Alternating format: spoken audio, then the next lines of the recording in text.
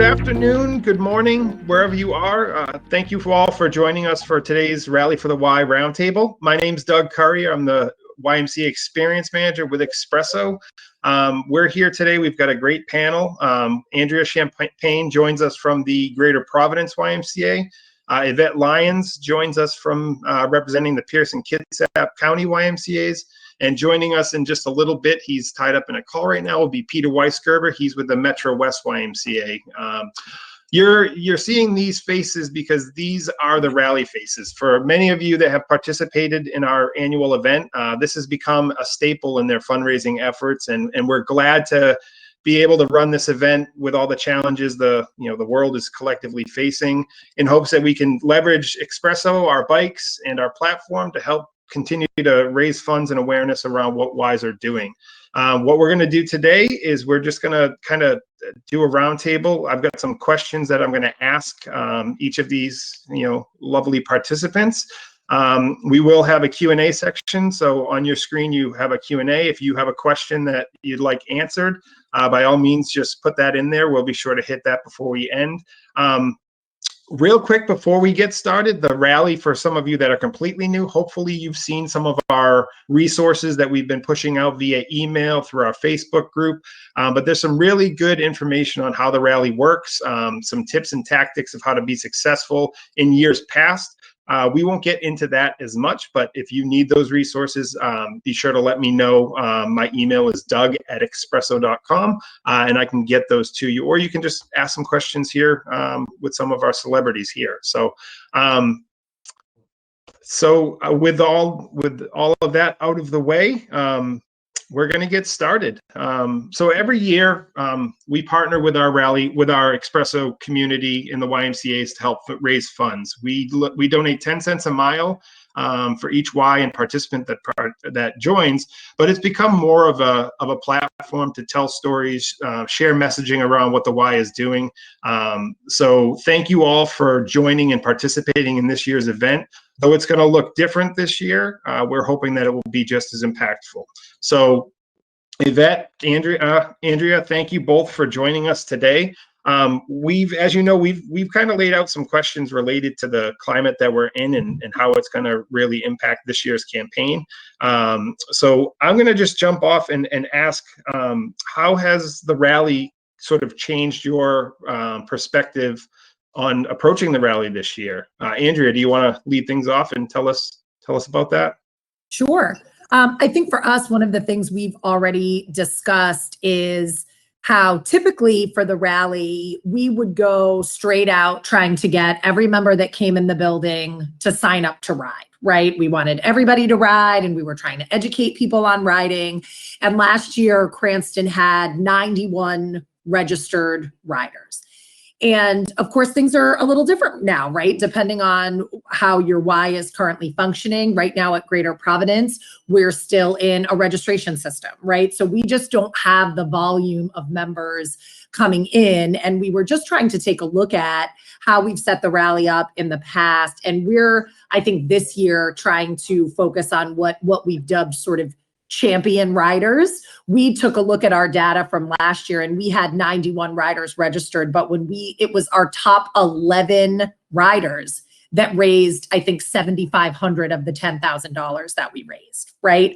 So for us, we took a look kind of like to our top 30 people, our top 30 money raisers of last year.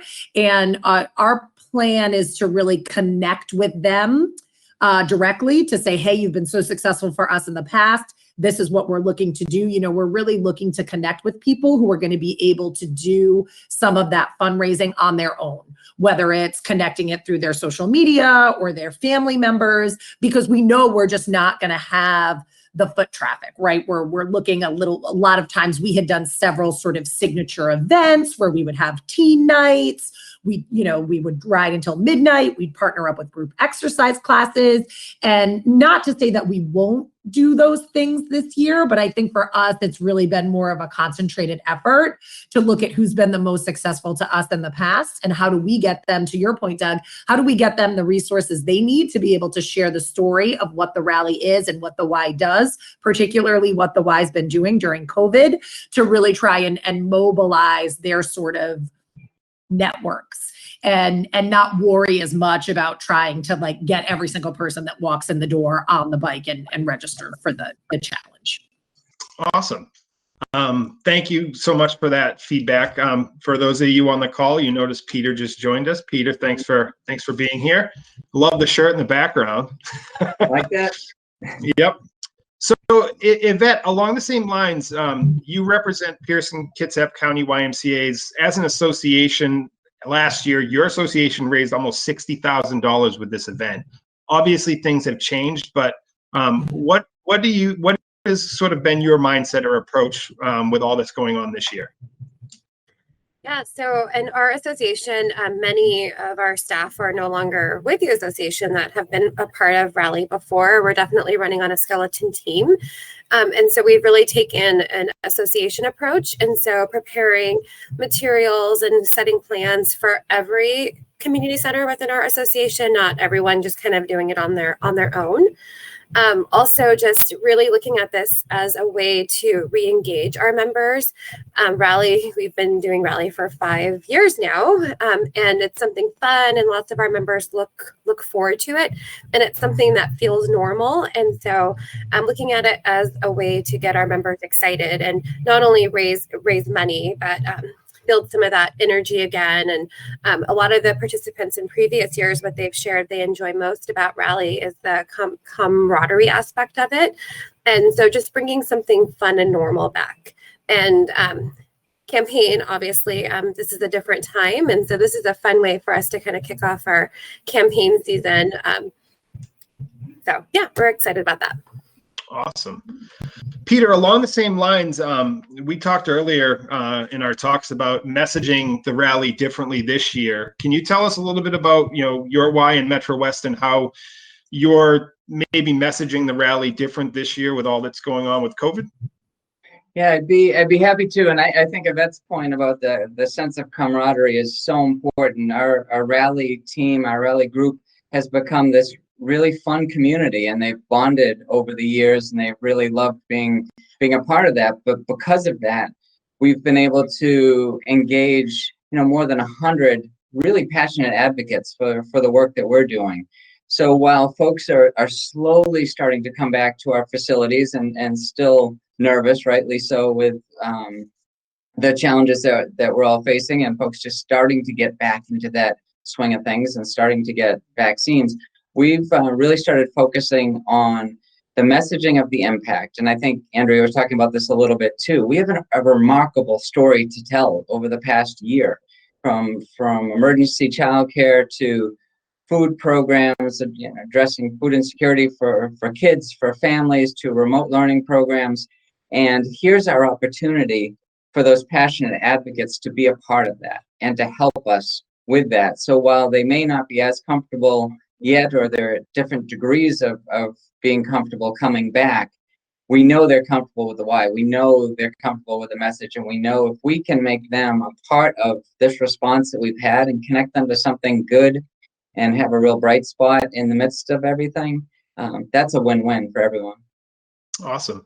I guess Andrea and Yvette, are you guys using this as an opportunity to maybe do the same thing that Peter has in mind in terms of educating your communities about maybe COVID relief, but the why outreach in general? Yeah, definitely. I'd say our impact is different this past year than previous years. Same as Peter, meals for children, Wi-Fi for kids learning remotely, and things like that. And so a great opportunity to share our story and share what's different this year, how our impact has been different this year. So definitely. Awesome. I would agree with that. I think one of the things that's interesting too is, I think especially around COVID and all of the regulations and reopening, it's been really easy to sort of lump the Y in with every other gym or fitness center, right? Because we're trying to follow these regulations and how much square footage and how do you do this, that, and the other. But there was this whole period of time for many Ys across the country where, we were closed for 3 months. And I think people think like, oh, the Y was closed, but the Y wasn't really closed. right? Like you couldn't go in to work out, but there was all this other stuff happening, sometimes behind the scenes, sometimes out in our communities. And it's a really great way to sort of let people know, I think, especially in light of everything that we've been doing from a compliance perspective, to let people know that the Y is so much more than a traditional gym facility or fitness facility. And this is a great opportunity to highlight that. Awesome. Absolutely. So let's talk about sort of the elephant in the room. Obviously, you guys have had great success running the event the way you have in years past, but there are some obstacles this year.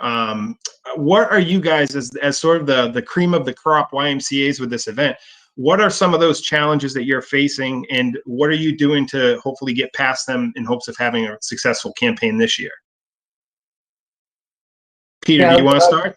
Sure, I'll jump in. I think a number of challenges. One I touched upon briefly was it's just getting people back in the building and getting folks feeling comfortable coming back in the building. The other is, really having to space equipment. So we have, we used to really be able to max out the time on the bike, and that'll be a challenge for this year. So trying to be as creative as possible, maybe putting the bikes in different places, maybe having some time outdoors, where we can have folks on bikes. We have, certainly those champions that, ride an obscene number of miles that I can't even get my head around how much time they spend on the bike. Giving them the opportunity to be a part of this by setting up areas for them to ride. So I think that's trying to be as creative as we possibly can as folks start to come back into the building. And I'm so grateful that this is happening in April and we didn't try to force it into February. I think, the fact that you did that is incredibly helpful to all of us. All right. Andrea, Yvette, any obstacles that you've identified that you're working through? I think for us, and I shared this sort of on our pre-call, is, staff fatigue is a real thing right now. I think especially if you're part of an association as I am, that has, we've laid off 600 employees. So you've got these folks that typically were program directors that had a lot of admin time to help get the rally off the ground and make the banner and do all the fun arts and crafts, that are now operating the fitness center, running the front desk, opening the building, closing the building, working on the weekends. And, I shared sort of tongue in cheek, but it was like, oh, the rally's happening. And I definitely got that response of like, yay, rally's happening, because it can seem like such a heavy lift with everything else that you've got going on. So, that's been real for us. I do think that having that pre-meeting, as I talked about earlier, to really think about like, okay, this is going to have to look different, but how can we do it, right? And by trying to focus your energy a little differently. To Peter's point, you don't have as many people coming in. How are you getting over that barrier? But for us, and I think we're doing a good job, but one of the real barriers for us has been that staff fatigue piece. And, I think Ys that have had a lot of success with this know that a big portion of it is that dedicated group of staff that have been able to engage with members and motivate the members and get them going. So taking care of them so that they can do that for the rest of your riders becomes really critical. Yvette, how about for you? What are some obstacles you're working to overcome? I'm going to echo exactly what Andrea said. We're definitely running on a much, much, much smaller team than we were before, and staff fatigue is very real. And I think that's also part of our approach of a small number of people preparing materials and plans for every branch to take and be successful, to take some of that load off of individual branches of doing work and using things that we've used in the past and things like that. So that's definitely part of why we were going with the all association approach. And then definitely just fewer members, much shorter hours. We're closed on Sundays. Our operating hours are, I think, 4 or 5 hours less a day. On Saturdays, it's like half of a day. So just trying to create excitement. I know we are doing a pre-challenge that you kind of helped us with, Doug, to get members to create accounts on the bike and just complete a ride starting now to get them on those bikes before April, just to kind of get ahead on that. So, but yeah, I think the biggest challenge is the same thing that Andrea shared, just staff fatigue, and we're all doing a lot right now.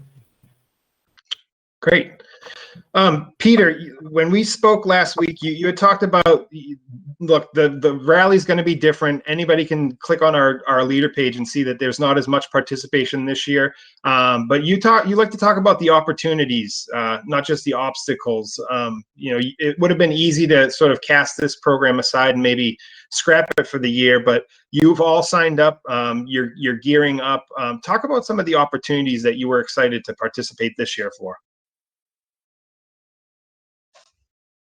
Yeah, it's interesting as staff are stretched and we're facing the same thing that Yvette and Andrea talked about. What I found is that our board of directors and our key volunteers actually have more time and are more willing to get involved than they have been in the past.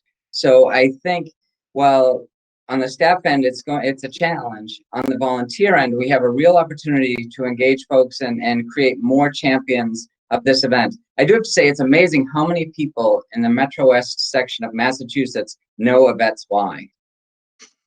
And they are very focused on Yvette's Y. I don't know exactly why that's the case. Maybe because we've come in second for too many years in a row. But there's a desire for folks to find some sense of fun again and normalcy to some degree, and to be able to tap back into that excitement that we've had for a few years, and watching the rally boards in the lobby as you come in and knowing kind of we're right there neck and neck until they raise this amazing amount of money that they've been raising out in Washington State. We have that opportunity to help our riders, our advocates, our board of directors to tell our story and to help us raise funds. And it's a remarkable story, and it's an opportunity. The more people we can engage in the work that we're doing, the better they're going to feel about the Y's impact on the community, and the more likely they are to stay with us for years to come. Awesome. Andrea, why is Greater Providence rallying this year? I think, to echo what everybody has said, I mean, for me, it's an opportunity to have some fun. And I think that for us, one of the things that I've said when I've participated this call in past years is that it's just a different way to fundraise. And it has never felt as labor intensive to me personally. And I think particularly the team in Cranston that's had some success, because it just builds on everything that we already do. Builds on the relationships that we have with members, the connections that they feel to the staff, the opportunity to connect physical fitness and health and wellness with the fundraising piece. And I mean, I know for me, it's, there's not a lot of stuff that's fun right now. And so to do this and to really feel like, we're gonna get together, Yvette and Peter both talking about that camaraderie piece, we're actually trying to get some staff involved who, are not currently working, a way for them to feel still connected to the Y, which is huge, because that's been super impactful, right? To have people that, maybe worked for us for 20 or 25 years in this sort of part-time capacity that we haven't been able to bring back, and are so desperate to feel connected again to the Y. So, I mean, for us, I think the one word answer to why are we rallying this year would be connection. Yvette, how about you, aside from trying to keep Peter at bay? I think for the same reasons, to have fun, to get some energy around our campaign this year. I think our message this year is very unique, and I think members and donors are going to be able to relate in a different way. I mean, we're all feeling the impact of this past year, and so just a unique opportunity to have some fun with the campaign, and super excited. Awesome. Well, for everyone on the call, I think, Andrea, you had mentioned it before, the impact of those champion riders. I think the numbers may be down across the board, but if there's one thing I can, employ you all to do that are on this call, is make sure your riders are customizing and sharing their message. Every person that rallies is rallying for a reason. And by sharing your donation page and soliciting support, you guys have done some fantastic work throughout this pandemic. And I think this is a great opportunity to everyone's point, to shout that out and leverage some support. So when this is done, I would encourage you to make sure that your riders are customizing and sharing their donation pages. People support people, and people support causes, and you guys have plenty of them, although the numbers will be different. I guess, we'll turn it over. Scott's fielding some questions for us. Not sure if any have come in. Scott, did we get any questions from any of the participants? Or if you have questions, type those in now and we'll address them. Yeah, feel free to bring them into the chat box over here. We have one right now from our own Tom McCarthy. And he's putting this out there. I'm curious if the Y story related to COVID and how much incredible work has been done by the Ys in their communities above and beyond what they've always done might present business donor opportunities from those local businesses who have thrived during COVID based on the services and products they provide. Could some of these businesses step up with a donation or match the Expresso donation?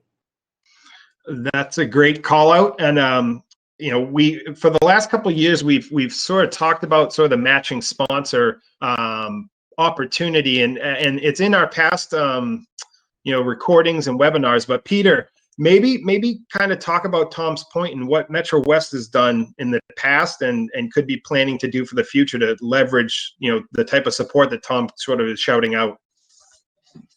Sure, it's a great question by Tom, and a tremendous opportunity that we have right now. So we've worked over the past few years to engage corporate sponsors who could either match Expresso's match or do something similar to Expresso's match, so that that time on the bike adds up even more quickly.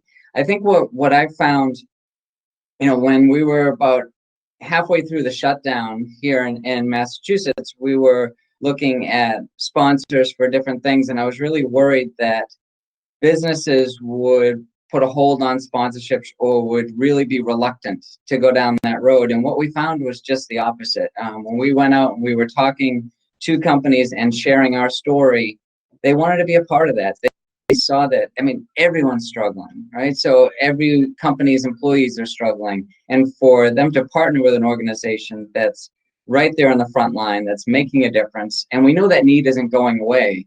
Even as there's light at the end of the tunnel, we just provided our 100,000th meal, which is unbelievable, but heartbreaking too. And that need's not disappearing, right? So those companies will continue to want to support folks in their community that are raising funds for the community, that are helping people in the community.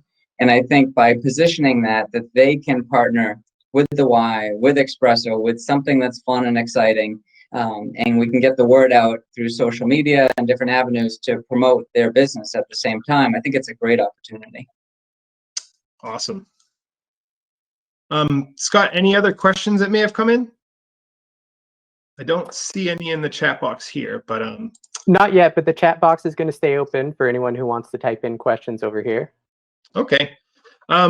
With none, sort of popping up now, I guess the last thing I'll ask of each of you is maybe just, I know we've talked about a lot of the different points and the challenges, but just offer the words of encouragement for people that are on this call that maybe are kind of deciding how much they want to dive in. Maybe some words of encouragement about how to sort of, prepare their mindset and their staff for April. So, Andrea, do you want to kick it off? Yes, I do, because that's an excellent question.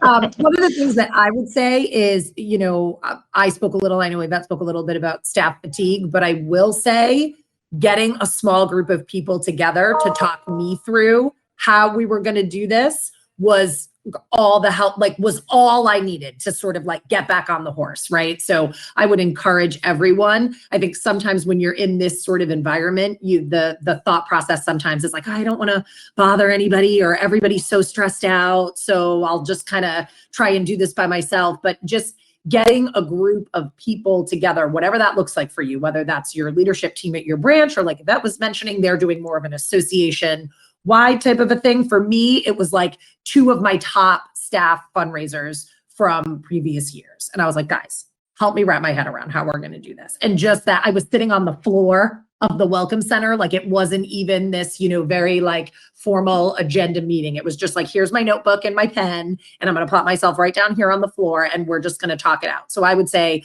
utilize the resources that you have. Try to get, whether it's staff, or I know Peter was mentioning board members, branch council members, get a group of people together and just start talking about it, because I know I was surprised sort of the energy level that it gave me and the way that they were like, yeah, okay, let's talk about this. Let's figure it out. And we left that meeting, you know, with 3 or 4, okay, this is what we're going to do. And this is how we're going to change it up. And to me, it just made all the difference trying to sort of move past that fatigue, just talk about it. Awesome. Peter, how about you? Some words of encouragement. Sure. One of our major donors at the Y reached out to us, and they said, now is the time to lean on people who care about you. Now is the time to lean on people who have been there for you and want to be there for you now. And we took that to heart as we've been kind of leaning on our volunteers and leaning on the folks that have made donations in the past. And I think it's the same with the rally. Right now is our chance. Now's our opportunity to lean on those folks and engage those folks who have been a part of this event for a long time. They have ownership of this event. And if we can connect with them and tap into that excitement and provide that glimmer of hope, and I love what Andrea said, like, just get started, just start that conversation, and there's so much energy and enthusiasm right below the surface that everyone's kind of afraid to tap into. And as soon as you get folks thinking again, that creativity is there and that excitement is there. Awesome. Yvette, how about you? Well, I love everything that Andrea and Peter said. I think also finding your rally champions, if you've done it before, reaching out and trying to connect and get those previous rally champions excited. And then for anyone who is new or just has questions or just that, I don't want to speak for everybody else on this call, but we're available and happy to help and answer any questions and give any tips and ideas and share any materials that we have used in the past. And so reach out. Absolutely. And I'm actually going to jump in with one of my own, if you'll allow. So everybody on our panel knows I worked for the YMCA for 14 years. I was a Y director. Then I joined Expresso. One thing that I've seen and loved about this event is don't forget about your non-Expresso riders for this event. A lot of the Ys that have success, they appeal to their total membership base. There's some great examples of people that do not touch the Expresso bike outside of February because they just don't like to do that, but they park their butts on that every February, this year, April, because they know what that is going to do to support their Y. They love their Y. So to Peter, to your point about leaning on your members, be sure to appeal to everybody, not just your typical Expresso riders, because you'll be shocked at who comes out of the woodwork to support the Y. So that's just sort of my appeal to you to remember all your members. I think we had one more question come through. And I think that's around promotional materials and marketing, and we do have those available. We'll make sure we get those in your hands. We are right almost at the 30-minute mark, and I think we wanted to stick to that so everybody could get back to their busy day. But I want to thank you all, Andrea, Peter, Yvette, everybody in attendance. I'm really excited about this event. This is my favorite time of the year, now in April. But Rally has become such an event, and I'm so thankful that we have great participation this year. And I'm really excited at what we're going to do collectively to support the Y as a whole. So, to Yvette's point, reach out. If you're on this call, reach out to me, Doug@expresso.com. I'd be happy to connect you. Be sure to check out our Facebook group. That's going to get going with some great materials and information there as well. And looking forward to a wonderful event. Andrea, Yvette, Peter, thank you all so much. Appreciate it. Happy Rally.